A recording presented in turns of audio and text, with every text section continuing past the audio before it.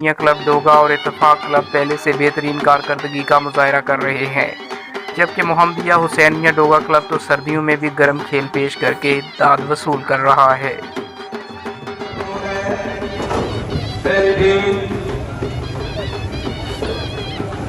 जवाल भाई साढ़े टूर्नामेंट कामयाब है, मौसमी हालात के बावजूद भी अच्छा मैच टीम पहली आ गई 11 हरी स्कोर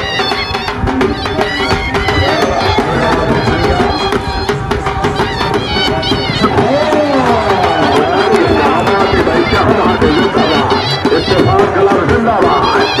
वेरी गुड, जिसका जी चाहे इकबाल घोड़ा हुसैनी प्रिंस चौधरी यासिर नजीर गुज्जर कतरिया घोड़ा ब्लैक प्रिंस चौधरी अब्दुल सत्तार साहब चेची से मदद किया है।